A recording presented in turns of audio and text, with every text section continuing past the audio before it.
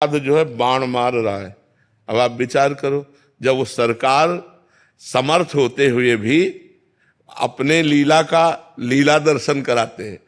श्रवण कुमार के वध का संयोग बन गया दशरथ जी के हाथ से, शब्द वेदी बाण मार दिया। तो देखो उनका जो कर्म था वो तड़प तड़प के अपने पुत्र भगवान राम के वियोग में प्राण त्यागना पड़ा कि नहीं पड़ा।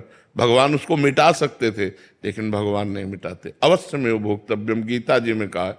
इसलिए हमारी प्रार्थना है कि तमोगुणी भोजन का त्याग करो, सात्विक भोजन और संयम से रहोगे तो तुम में जो बल आएगा वो एक महान पवित्र बल होगा। आज बल नहीं दिखाई देता, चेहरे में कांति नहीं है, विचार में पवित्रता नहीं है। ऐसा नहीं, हम पशु नहीं हैं, हम मर्यादा से चलने के लिए हैं।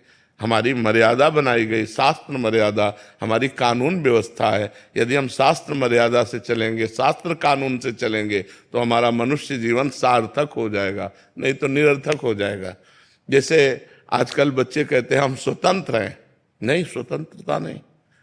माता पिता की आज्ञा की परतंत्रता, शास्त्र की आज्ञा की परतंत्रता, गुरु की आज्ञा की परतंत्रता, कानून की परतंत्रता, अगर ये स्वीकार करोगे तो स्वतंत्र हो जाओगे। अगर मनमानी करोगे तो परतंत्र हो जाओगे। मनमानी स्वतंत्रता नहीं होती, मनमानी इंद्रियों की परतंत्रता होती। जो इंद्री कहती वही हम कहते हैं।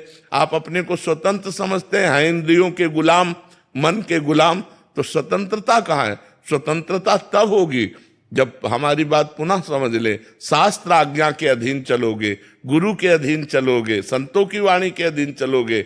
भगवान शास्त्र और संतों के रूप में विराजमान है, तो आप स्वतंत्र हो जाओगे, माया मुक्त हो जाओगे। तो आचरण और भोजन, ये दो का बहुत बड़ा योग है। अगर हमारा भोजन ठीक तो हमारे आचरण ठीक होंगे, हमारे आचरण ठीक तो हम भगवान को प्रसन्न कर सकते हैं। गंदा आचरण।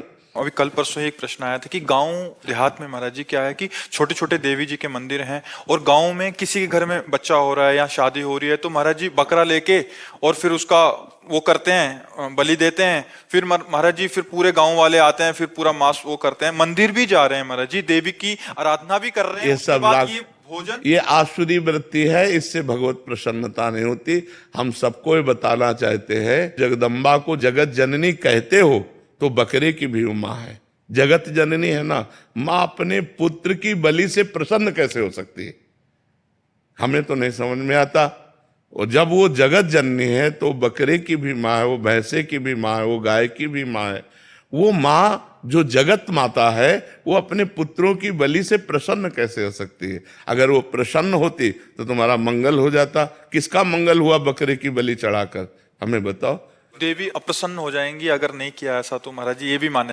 अरे अगर वो अपने स्वरूप में आ जाए तो सबको चाट जाए उनको। वो तो महाकाली है, महाकाल स्वरूप भी है। तो वो दुष्टों का संहार करने के लिए रूप माता जी ने धारण किया। वो दुष्टों का खून पिया, जो संसार के पवित्र जीवन जीने वालों के लिए वो मृत्यु काल रूप थे। जैसे महिषासुर, शुम्भ निशुम्भ, रक्त बीज, माता जी ने इनका संहार किया। इन बकरी बकरों का थोड़ी संहार करने से माता जी प्रसन्न हो जाती है।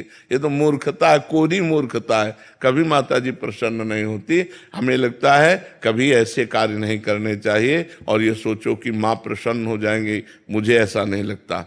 माँ ऐसे नहीं। कुपुत्रो जायते क्वचिदपि कुमाता न भवति। माता जी तो तब प्रसन्न होंगी जब सब पर दया करने लगो, सबको सुख पहुंचाओ, नाम जप करो, अच्छे आचरण करो, तो जगदम्बा प्रसन्न हो जाएगी। अगर फिर से उनको प्रसन्न करना है महाराज जी, और ये प्रथा चली है, और जैसे किसी के घर में पुत्र देखो शास्त्र में विधान है, नारियल की बलि, नींबू की बलि, इनकी बलि सात्विक बलि दे।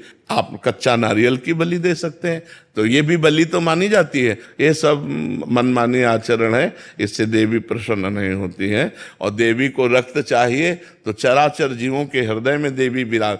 देवी प्रपन्नार्थ हरे प्रसीद प्रसीद मातर जगतोखिलस्य प्रसीद विश्वेश्वरी पाहि विश्वम त्वमीश्वरी देवी चराचरस्य। त्वमीश्वरी देवी चराचर से, वो चर अचर की ईश्वरी है। उनको किसी के खून की जरूरत है, माँ को किसी की खून की जरूरत है? अरे माँ तो अपने खून को दूध बनाकर अपने बच्चों का पालन करती है। मां शब्द कितना महान है, वो अपने शरीर के रक्त को दुग्ध में परिवर्तित करके अपने बेटे का पालन करती है। वो दूसरों का रक्त पान कैसे कर सकती है? ये दुष्टों के रक्त पान किए माता जी ने, जो समाज के लिए कलंक थे, जो समाज का द्रोह करके समाज को नष्ट करने में लगे थे, ऐसे राक्षसों को माता जी ने मारा है। शुंभ निशुंभ, रक्त बीज, महिषासुर। ऐसे नहीं है कि गलत सिद्धांत से न चले, नहीं तो नरक की प्राप्ति होगी। 9 rupees. 9 rupees won't even buy you tea. गलत सिद्धांत से न चले, नहीं तो नरक की प्राप्ति होगी। महाराज जी, आज जैसे आप कहते हैं कि भजन मार्ग, अभी तामसिक भोजन भी हो रहा है महाराज जी, फिर हम वही बात कर रहे हैं, और उसके साथ भक्ति भी। भक्ति का उद्देश्य है कि प्रभु का अगर हम पास जाएंगे या सोमवार को या मंगलवार को हम प्रभु के आगे हमारी आराधना कामनाओं करेंगे, की पूर्ति महाराज जी, अगर उद्देश्य भगवत प्राप्ति हो, फिर तो महाराज जी उस उद्देश्य ही पता नहीं है। हाँ, लेकिन हम कह रहे हैं कि अगर हमें कामना की भी पूर्ति चाहिए तो हमको गलत आचरण छोड़ने पड़ेंगे, क्योंकि हम जो कामना की पूर्ति चाहते हैं उसमें पाप आचरण बाधा पहुंचाएंगे।